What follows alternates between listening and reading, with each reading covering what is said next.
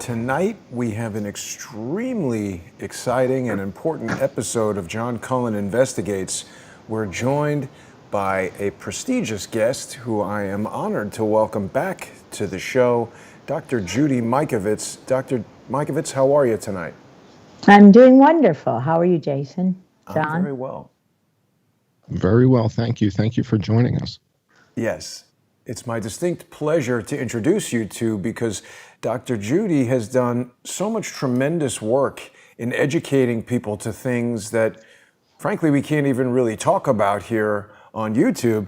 But people are aware that Dr. Judy has a very storied background, and she is now an author. She's co-authored a number of books. Plague of Corruption is available on Amazon now, and we're going to be talking a bit about her forthcoming book, Ending Plague, A Scholar's Obligation in the Age of Corruption.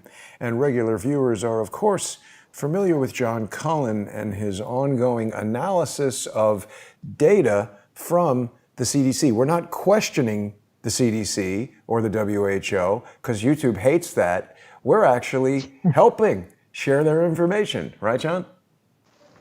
Well, we're just trying to shed some clarity.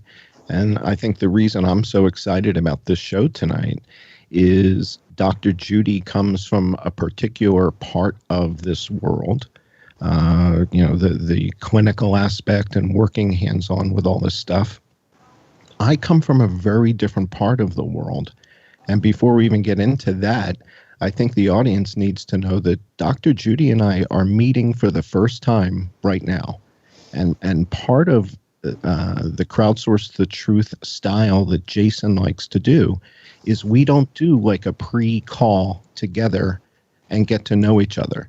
And so for the benefit of the audience, everything that I'm going to hear from Dr. Judy, everything that Dr. Judy is going to hear from me, you guys are going to get to see our faces as all this happens. So Dr. Judy has all this great information that we're all chomping at the bit to hear.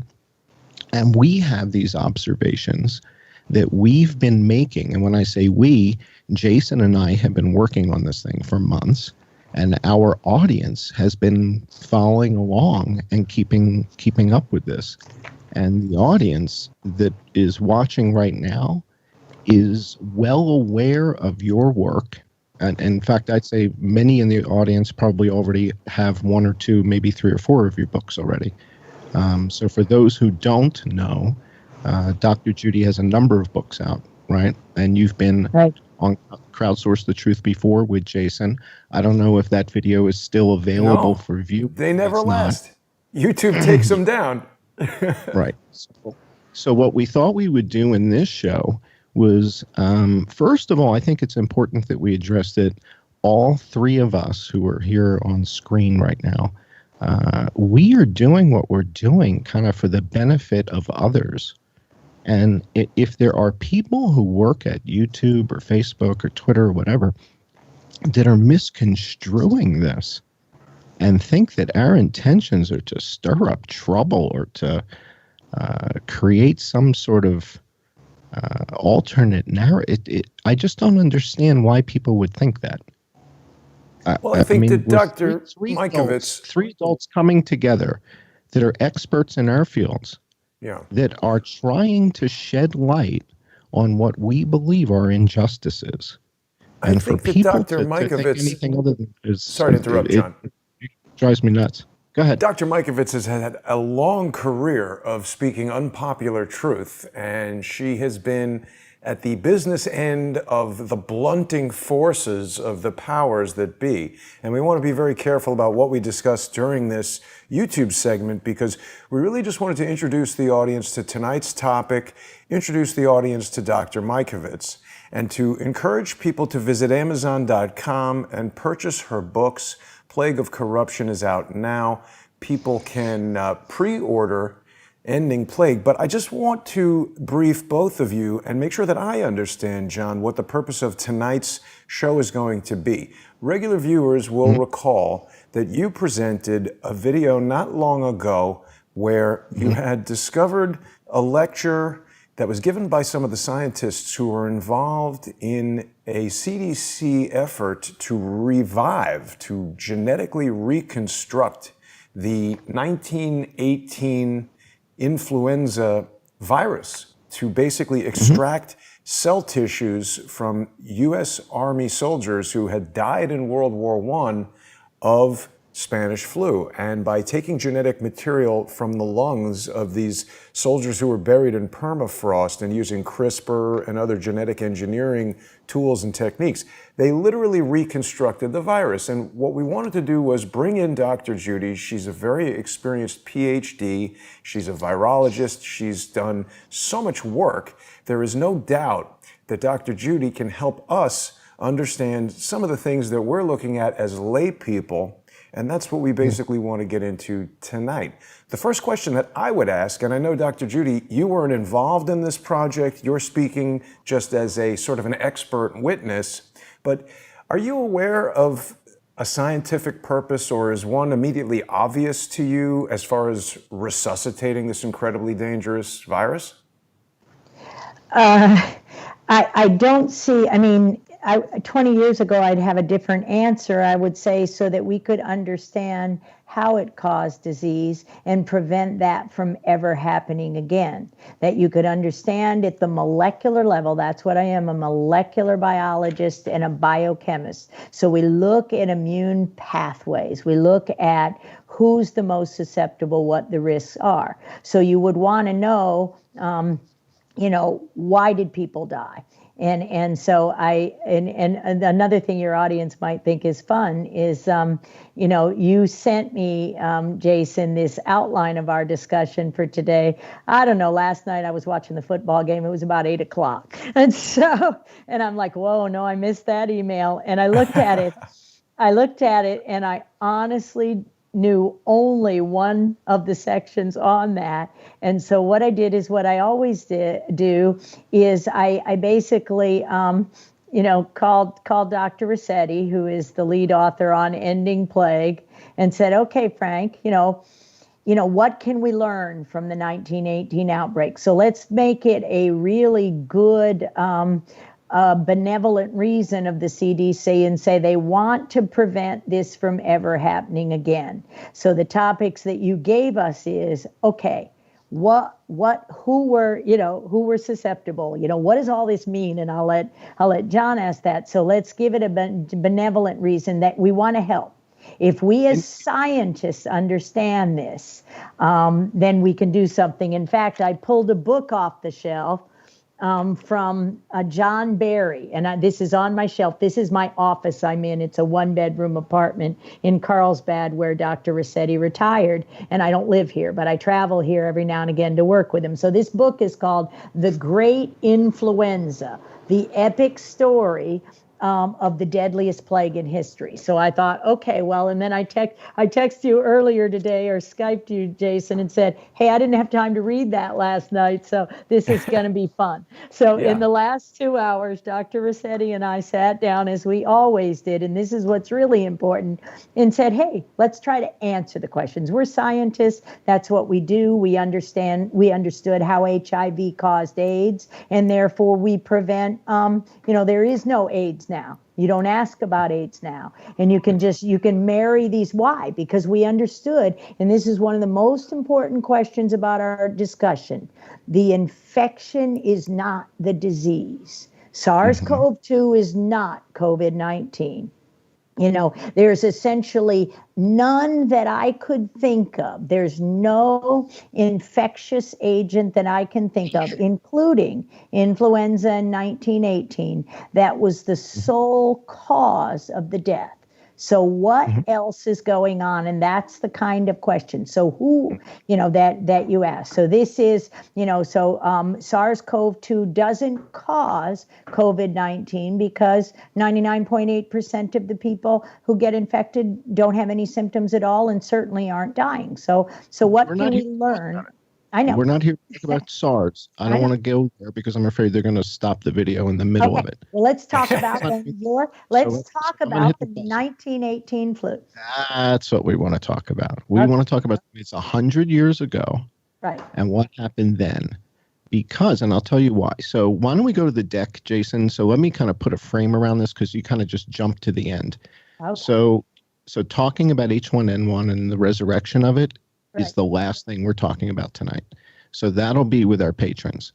Let Okay. me walk you through the agenda and explain kind of what we're doing. And certainly, I like I said, I think you're a hero. I'm not here to put you on the spot. I'm here for you to check my math and help us understand, are we getting this right, the stuff that we've been looking at?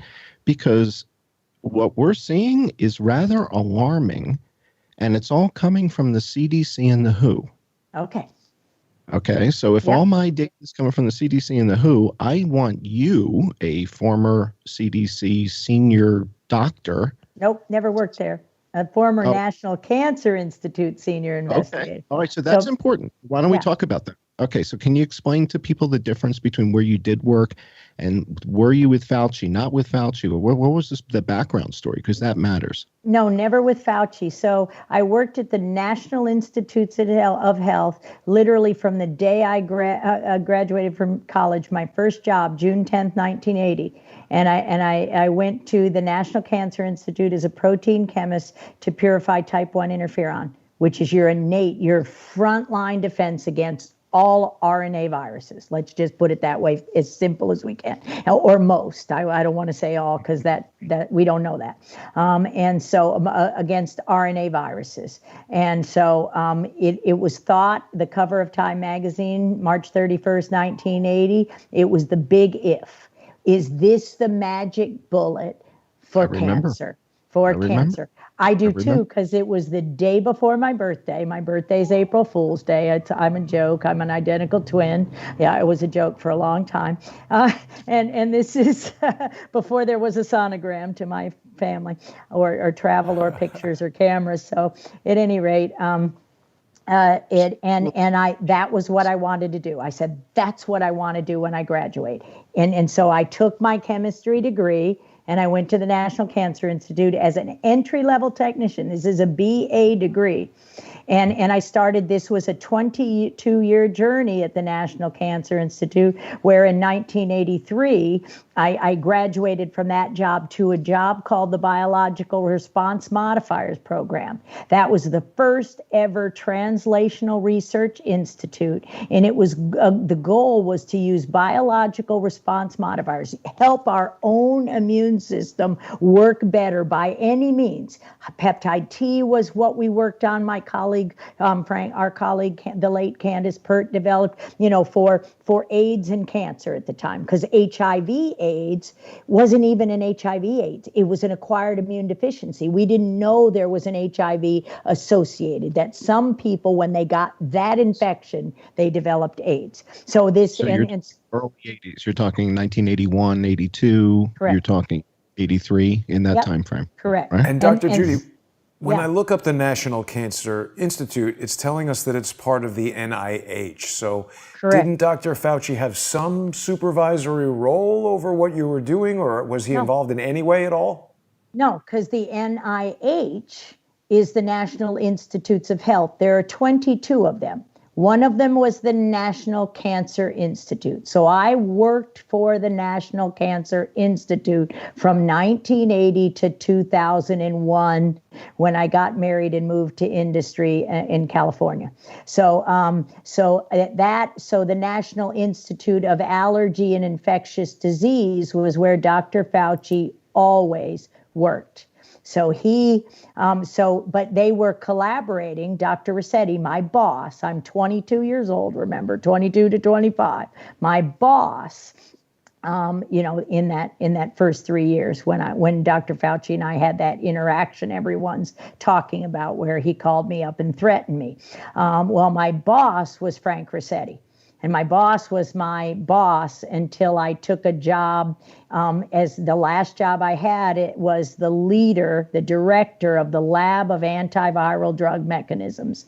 And this was an internationally acclaimed job. What my job was to understand AIDS-associated malignancies, develop a program for early diagnosis, mechanism of action, and therapies, immune therapies or drug therapies. And immune therapies what is at the heart of what I'm passionate about doing and continue to do. I isolate natural products from plants. That was my other first job there, in plants and proteins, biological response modifiers. How do we teach your own immune system to work?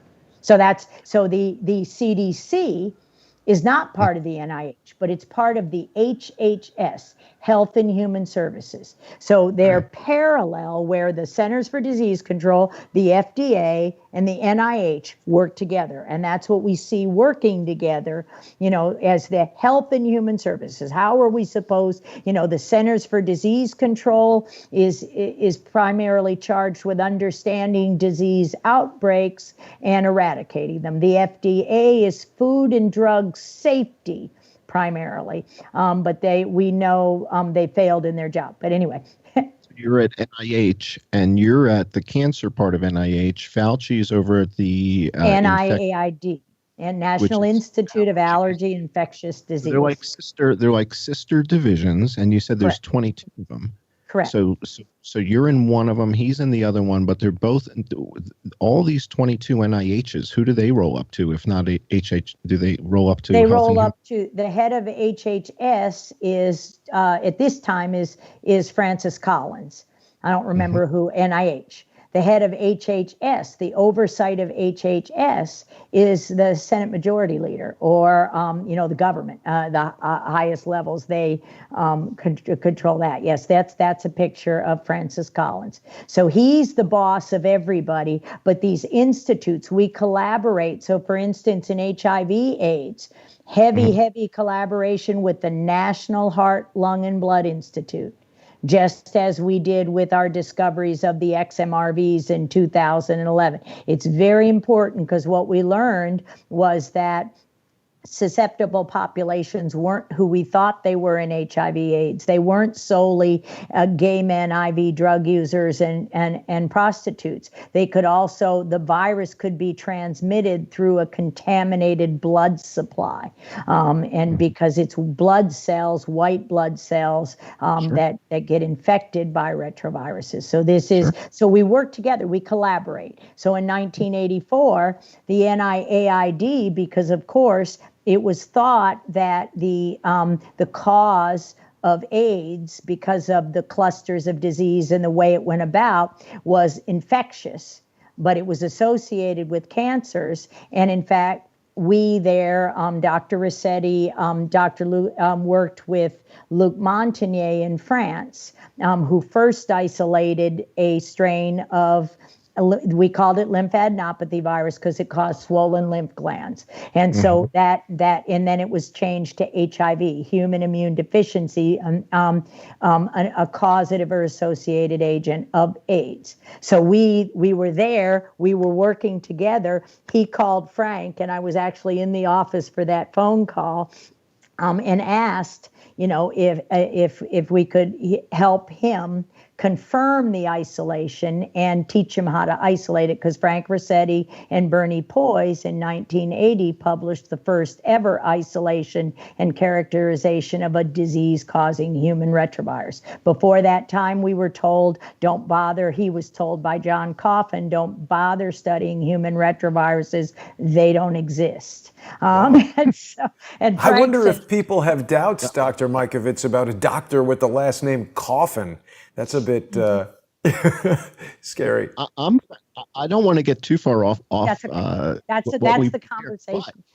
But I'm chomping at the bit to find out about your involvement with antivirals, because a big part of where this conversation is going to go is we want to talk about antivirals. We want to talk about oseltamivir. We want to talk about baloxamivir. We want to talk about Avigan and some of the various antivirals and how they're developed, how they're different from one another. In other words, how is a Tamiflu different from a Xofluza versus an Avigan, and that type of thing, right? Just conceptually, we're not making any recommendations to anybody. We're right, so we're not giving, but just the idea of how they work, and then the idea of what the viruses are trying to do to the cells. But I want to get back to the sort of the agenda that we prepared before we go to our patron only hour where we can really dig into the data. I just want to kind of give Dr. Judy an overview because, again, we're meeting for the first time, and you just shared a whole bunch of your background with the audience, and you're probably wondering, all right, so why am I talking to this guy with the hat and the sunglasses, and what is he? Well, and that's okay. It's funny because Charles wears a hat on the weekends, and nobody gives him grief about the hat. Right. So it's clearly the sunglasses.